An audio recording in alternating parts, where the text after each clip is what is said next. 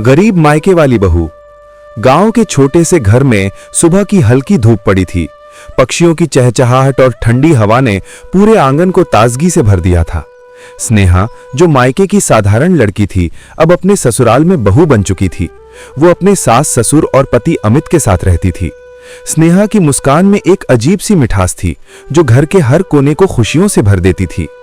स्नेहा, जल्दी खाना बनाओ बेटा, आज मेहमान आने वाले हैं, सास ने हल्की मुस्कान के साथ कहा। जी मां, अभी बनाती हूं, स्नेहा ने नम्रता से उत्तर दिया। स्नेहा की मेहनत और विनम्रता को देखकर उसका ससुर भी खुश हुआ। स्नेहा, सच में तुम हमारी बेटी जैसी हो गई हो, उन्होंने प्यार से कहा। स्नेहा ने सिर झुकाकर धन्यवाद दिया, लेकिन उसके मन में हमेशा अपने मायके की चिंता रहती थी। उसका परिवार गरीब था, पर प्यार और ईमानदारी से भरा हुआ। अमित ने स्नेहा को देखते हुए मन ही मन सोचा, स्नेहा इतनी मेहनती और प्यार करने वाली है, लेकिन कहीं ना कहीं उसे अपने मायके की याद सताती रहती है। स्नेहा ने हमेशा अपने मायके वालों की मदद की थी, चाहे आर्थिक संकट हो या भावनात्मक। खाना बनाने के दौरान स्नेहा ने सोचा, अगर मैं अपने मायके में थोड़ी मदद कर दूं तो उनकी परेशानी कुछ कम हो जाएगी। उसने अपने पास रखे पैसों में से कुछ मायके भेजने का निर्णय लिया, लेकिन यह भी उसके लिए चिंता का कारण था कि कहीं उसके ससुराल वाले इसे गलत न समझ लें। सास ने देखा कि स्नेहा बहुत चिंतित है। उन्होंने उसके पास आकर कहा, स्नेहा, तुम घर के काम में इतनी मेहनत करती हो, थोड़ी आराम भी कर लो। स्नेहा ने मुस्कुराते हुए कहा, मां, घर का काम और पति की खुशी मेरे लिए सबसे महत्वपूर्ण है। स्नेहा के इस व्यवहार को देखकर गांव के लोग भी उसकी तारीफ करते थे। लोग कहते, स्नेहा जैसी बहू हर घर में हो तो घर में हमेशा सुख शांति रहती है। शाम होते होते घर में हल्की हल्की हलचल थी। स्नेहा ने अपने हाथों से मेहमानों के लिए खाना सजाया। उसका दिल हमेशा अपने मायके की ओर खिंचता था, लेकिन वो जानती थी कि अब उसका अपना नया घर भी है। उसकी नन्ही सी मुस्कान में ये संतुलन और समझदारी साफ झलक रही थी। इस तरह स्नेहा ने अपने जीवन में पहली बार ये समझा कि प्यार और मेहनत से किसी भी परिवार को खुश रखना संभव है। मायके की यादें उसे हमेशा संजीवनी देती थीं, लेकिन उसने ये तय किया कि वो अपने ससुराल के लिए भी उतनी ही मेहनत और प्यार दिखाएगी। स्नेहा की कहानी यही नहीं खत्म होती। ये तो सिर्फ शुरुआत थी गरीब मायके वाली बहू की, जिसने अपने प्रेम, समझदारी और त्याग से अपने नए घर में एक अलग पहचान बनाई। स्नेहा के मन में हमेशा अपने मायके की याद रहती थी। रात होते ही जब घर में सभी सो जाते थे, वो अक्सर अपने कमरे में बैठकर अपने माता पिता और छोटे भाई बहनों के बारे में सोचती। उसका दिल चाहकर भी उनके पास नहीं जा पाता था, क्योंकि अब उसका घर और जिम्मेदारियां उसके सामने थीं। एक दिन स्नेहा ने फोन उठाया और अपनी मां को कॉल किया। मां, कैसे हो आप लोग? बेटा, तुम्हारे बिना घर बहुत सुनसान लगता है, तुम जल्दी आओ। मां की आवाज में चिंता और प्यार दोनों झलक रहे थे। स्नेहा ने धीरे से कहा, मैं भी आप सबको बहुत मिस करती हूं मां, मैं जल्द ही आने की कोशिश करूंगी। फोन रखते ही स्नेहा की आंखों में आंसू छलक आए। वो जानती थी कि उसके मायके की आर्थिक स्थिति बहुत अच्छी नहीं थी। पिता ने हाल ही में अपनी दुकान बंद कर दी थी और छोटे भाई की पढ़ाई के लिए पैसों की जरूरत थी। स्नेहा ने अपने पास रखे पैसों में से कुछ भेजने का मन बनाया।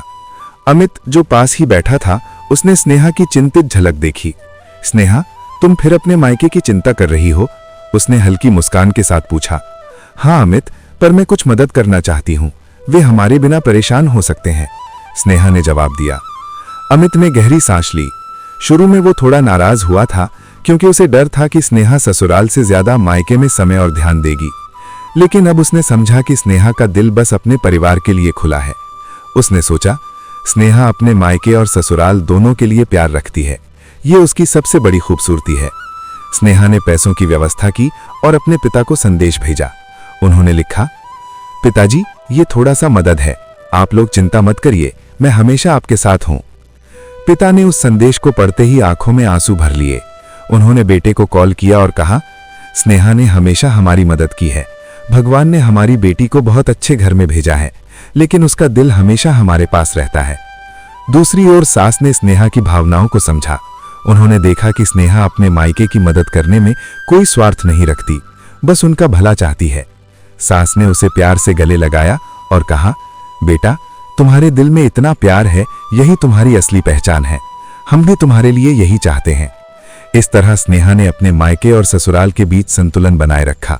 वो जानती थी कि प्यार, समझदारी और त्याग ही परिवार को मजबूत बनाते हैं। उस दिन से स्नेहा की जिंदगी में एक नई शक्ति आ गई थी, मायके की चिंता और ससुराल की जिम्मेदारियां दोनों निभाने की। रात को स्नेहा बिस्तर पर लेटते हुए सोच रही थी, जहां प्यार है वहां घर है। मैं अपने मायके और ससुराल दोनों को खुश रख सकती हूं, बस विश्वास और समझदारी चाहिए। स्नेहा अब अपने ससुराल में और भी जिम्मेदार बन चुकी थी। उसने घर की छोटी छोटी जरूरतों को समझना शुरू कर दिया था और हर काम में अपने पति और सास ससुर की मदद कर रही थी। फिर भी उसके दिल का एक हिस्सा हमेशा मायके की ओर खींचता रहता था। एक दिन गांव में पड़ोसियों के साथ बातचीत के दौरान स्नेहा को पता चला कि उसके छोटे भाई की पढ़ाई के लिए पैसे की कमी हो रही थी। स्नेहा ने तुरंत फैसला किया कि वो कुछ आर्थिक मदद भेजेगी, पर इस बार उसने निर्णय लिया कि अपने पति अमित को भी इसमें शामिल करेगी, ताकि ससुराल में गलतफहमी ना हो। अमित, मेरे भाई की पढ़ाई के लिए थोड़ी मदद करनी होगी, स्नेहा ने धीरे से कहा। अमित ने पहली बार आश्चर्य जताया। तुम हमेशा अपने मायके की चिंता क्यों करती हो? क्योंकि वही मेरा परिवार है अमित, लेकिन मैं तुम्हें यह भरोसा देती हूं कि तुम और हमारा घर मेरे लिए सबसे ऊपर हो। मैं बस चाहती हूं कि कोई जरूरत पड़ने पर मैं मदद कर सकूं। अमित ने स्नेहा की बात समझी। उसने मुस्कुराते हुए कहा, ठीक है, हम साथ में मदद करेंगे। तुम्हारा प्यार और समझदारी ही हमारी खुशी है।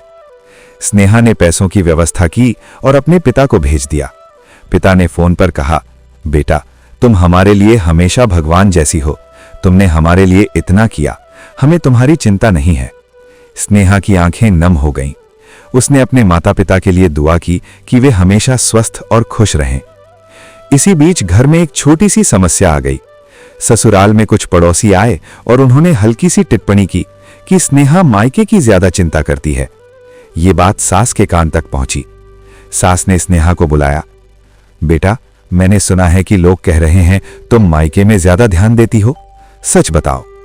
स्नेहा ने विनम्रता से जवाब दिया, मां, मैं हमेशा अपने मायके का ख्याल रखती हूं, लेकिन इसका मतलब यह नहीं कि मैं अपने घर की चिंता नहीं करती। मैं हमेशा दोनों परिवारों के लिए संतुलन बनाए रखना चाहती हूं। सास ने स्नेहा की आंखों में सच्चाई और ईमानदारी देखी। उसने स्नेहा को गले लगाते हुए कहा, बेटा, तुम्हारा दिल बहुत बड़ा है, यही तुम्हारी असली खूबसूरती है। हम तुम्हारे मायके की मदद करने के लिए खुश हैं और हमें कोई आपत्ति नहीं। स्नेहा ने उस दिन समझा कि प्यार और समझदारी ही हर परिवार को जोड़ते हैं। मायके के लिए चिंता करना गलत नहीं है, जब तक कि ससुराल और पति की जिम्मेदारियां भी पूरी की जा रही हों।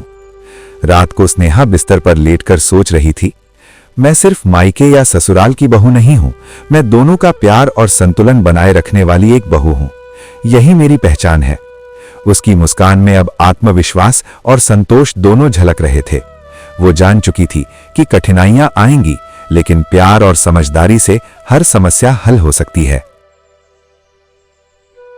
स्नेहा का जीवन अब पहले से ज्यादा व्यस्त और चुनौतीपूर्ण हो गया था। उसे अपने ससुराल के कामकाज, पति की जिम्मेदारियां और मायके के लिए मदद की जरूरतों के बीच संतुलन बनाए रखना पड़ रहा था, लेकिन उसका दिल हमेशा सही निर्णय लेने के लिए तैयार रहता था। एक दिन स्नेहा को अचानक खबर मिली कि उसके मायके में आर्थिक संकट और बढ़ गया है। पिता की दुकान में नुकसान हुआ था और छोटे भाई की पढ़ाई के लिए पैसों की कमी गंभीर हो गई थी। स्नेहा का मन विचलित हो गया, लेकिन उसने जल्दी ही खुद को संभाला। स्नेहा ने अपने पति अमित से बात की। अमित, मेरे मायके की स्थिति गंभीर है, मुझे लगता है कि हमें कुछ करना चाहिए। अमित ने थोड़ी चिंता जताई। स्नेहा, पर हमारे घर की जरूरतें भी तो हैं, हम इतना कैसे कर पाएंगे? स्नेहा ने दृढ़ता से कहा, अमित, मैं अपने घर और मायके दोनों के लिए जिम्मेदार हूं। अगर हम थोड़ी मदद करेंगे तो मेरे परिवार की जिंदगी आसान हो जाएगी। मुझे भरोसा है कि हम इसे संभाल सकते हैं। अमित ने स्नेहा की बातें सुनी और समझा कि उसकी नीयत सच्ची और नेक है। उसने स्नेहा के साथ योजना बनाई कि वे कुछ पैसों की मदद भेजेंगे और जरूरत पड़ने पर समय पर और सहयोग देंगे। स्नेहा ने पैसों की व्यवस्था की और अपने मायके भेजे। पिता ने फोन पर कहा, स्नेहा, तुम्हारे लिए हमारे पास शब्द नहीं है। तुमने हमारे लिए इतना किया, भगवान तुम्हें हमेशा खुश रखे। स्नेहा की आंखें नम हो गईं, लेकिन अब वो चिंता और डर से नहीं, बल्कि संतोष और प्यार से भरी थी। इसी बीच ससुराल में भी कुछ हलचल हुई। पड़ोसियों ने फिर से टिप्पणी की कि स्नेहा मायके में ज्यादा ध्यान देती है। इस बार स्नेहा थोड़ी चिंतित हुई, लेकिन उसने समझदारी से काम लिया। उसने सास से खुलकर कहा, माँ, मैं अपने मायके की मदद करती हूँ, लेकिन इसका मतलब ये नहीं कि मैं ससुराल की जिम्मेदारियों को कम आंकती हूँ। मैं हमेशा दोनों परिवारों के लिए संतुलन बनाए रखती हूँ। सास ने स्नेहा की बात सुनी और उसकी आंखों में ईमानदारी और समर्पण देखा। उन्होंने स्नेहा को गले लगाते हुए कहा, बेटा, तुम्हारा दिल बहुत बड़ा है, तुम्हारा मकसद सही है। हम तुम्हारे मायके की मदद करने में कोई आपत्ति नहीं रखते। स्नेहा ने उस दिन ये सीख ली कि जीवन में चुनौतियां आती रहती हैं, लेकिन प्यार, समझदारी और सही निर्णय से हर मुश्किल हल हो सकती है। उसने अपने मायके की मदद की और अपने ससुराल में सम्मान और संतुलन बनाए रखा। रात को बिस्तर पर लेटकर स्नेहा ने सोचा, मैंने ये समझ लिया है कि जीवन में प्यार और त्याग ही सबसे बड़ी शक्ति है। मायके और ससुराल दोनों को खुश रखना मेरी जिम्मेदारी है और मैं इसे पूरी ईमानदारी से निभाऊंगी। स्नेहा की आंखों में अब आत्मविश्वास, धैर्य और संतोष था। उसने जाना कि सही निर्णय और सच्चा प्यार किसी भी कठिनाई को पार कर सकता है। स्नेहा की मेहनत और समझदारी अब पूरी तरह से फल देने लगी थी। उसके मायके वाले खुश थे क्योंकि उनकी मुश्किलें कम होने लगी थीं और उनके घर में संतोष और राहत का माहौल बन गया था। पिता की दुकान धीरे धीरे पटरी पर लौट आई और छोटे भाई की पढ़ाई के लिए पैसों की चिंता अब कम हो गई थी। सास, ससुर और पति अमित भी अब पूरी तरह स्नेहा की भावनाओं को समझ चुके थे। उन्होंने देखा कि स्नेहा का प्यार और समर्पण केवल मायके तक सीमित नहीं है, बल्कि उनका ससुराल और घर की जिम्मेदारियों के प्रति भी उतना ही समर्पण है। यही संतुलन उन्हें सबका आदर्श बहू बनाता था। एक शाम घर के आंगन में स्नेहा, सास और ससुर बैठकर चाय पी रहे थे। आकाश में हल्की धूप थी और हवा में ठंडक। सास ने स्नेहा को देखा और कहा, बेटा, तुम सच में हमारे घर का गौरव हो। तुम्हारा दिल इतना बड़ा है कि तुम अपने मायके और ससुराल दोनों के लिए समान रूप से प्यार और मेहनत करती हो। स्नेहा की आंखों में हल्की नमी थी। उसने मुस्कुराते हुए कहा, माँ, मैं बस चाहती हूँ कि हर कोई खुश रहे। मायके और ससुराल दोनों मेरे लिए महत्वपूर्ण हैं। मैं उनके बीच संतुलन बनाए रखना चाहती हूँ। अमित ने हाथ पकड़कर कहा, स्नेहा, अब मुझे समझ में आया कि तुम्हारा प्यार सच्चा और निस्वार्थ है। मैं हमेशा तुम्हारे साथ हूँ। हमें गर्व है कि हमारी बहू ने इतना समझदारी और प्यार दिखाया। कुछ दिन बाद स्नेहा अपने मायके भी गई। पिता और भाई बहनों ने उसकी मुस्कान और आत्मविश्वास को देखकर कहा, स्नेहा, तुम सच में हमारे लिए भगवान जैसी हो। तुमने हमारे लिए इतना किया।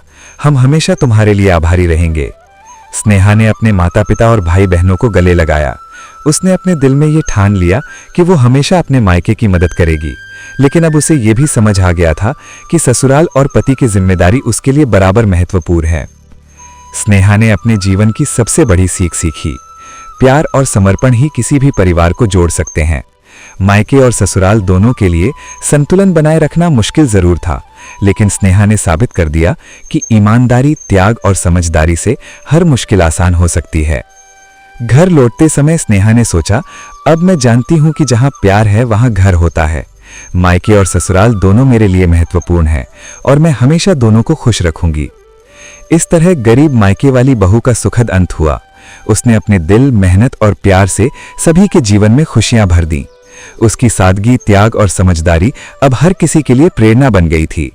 स्नेहा ने समझ लिया कि जीवन में प्यार, संतुलन और समझदारी ही सबसे बड़ा खजाना है और यही खजाना उसे अपने मायके और ससुराल दोनों में खुशियां और सम्मान दिलाने में काम आया। समाप्त।